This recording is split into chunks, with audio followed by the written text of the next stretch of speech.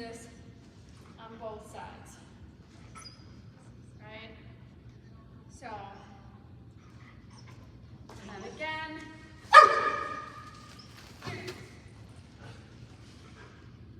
So you can see he's learned he has to collect that little butt to come into my side. So if there was 2 obstacles here, I can kind of show you one of the things that we can do. Sit. Sit. Sit. Or just stay. Here. So I can get him to come with me between this tight space and then send him somewhere else. Sit. Here. Good boy. Right?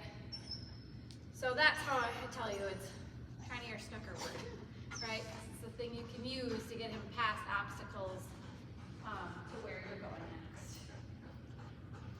But every dog is different in how this works. For him, I needed a lot of body pressure to say, hey, collect your butt. But some dogs are very naturally like, I don't want to run into you, I'm going to collect to come into you. So each person might need something really different while we're working this exercise. Chin. Any questions? Chin. So are you saying, I couldn't hear, are you saying here a lot? You repeatedly are saying. I'm saying here. That's it. And he knows that here means come in here into my side and sit. Sit. Sit. You really do know that. Here. And your hand is part of it. Yeah, I mean, I really do use my hand a lot with him.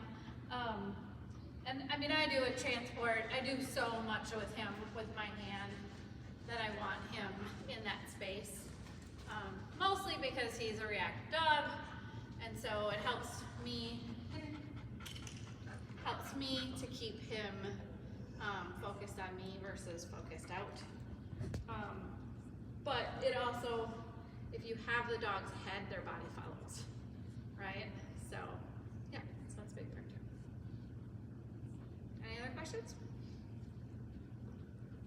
So I can see this is a completely different thing, but I have a hand.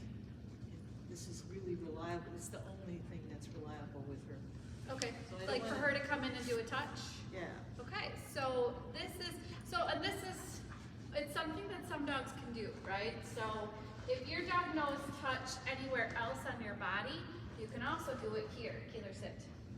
Sit. Sit. Touch. Right? So then they touch the back side, and then you bring them in. Right? So if your dog has a really strong hand touch, sit. Touch. Yes. Right? So it can be the same thing. I typically have people, because most people don't have a strong hand touch, right? Or it's becomes a little bit of a drive-by, then it does like a, really a hit almost. And so I tend to use treats a lot with this, but then that's how I lower it, right? So like I start with treats, and then I see, can you do it as a hand touch? So then the hand touch is more of just like a quick stop sign, say slow down, now come in, right? So like if you see it in slow motion, sit, sit. Touch. Right? So he might not ever touch, but you see how my hand stopped him and then I brought it up, right? So that can be kind of a transition period of it. So basically what I want to see when we're doing this right now, I don't expect any of this. All I want you to do is have your dog be in a sit stay, or we'll toss a cookie if they do not have a sit stay. And I want to see what it looks like when you say, dog, Keeler, what does that look like? I just want to see what it looks like. What does your dog choose to do? How does that look? And I've had people in my classes that do a ton of obedience work, and they expect this to be the easiest exercise in the world, right? I do obedience. My dog does fronts all the time. Having that picture where you are parallel with them is much different than a full stop sign dog in and make them stop there, this is a go sign, right? So it isn't, it's not always a gimme, right? It's something that you kind of have to work in a picture that your dog has to understand.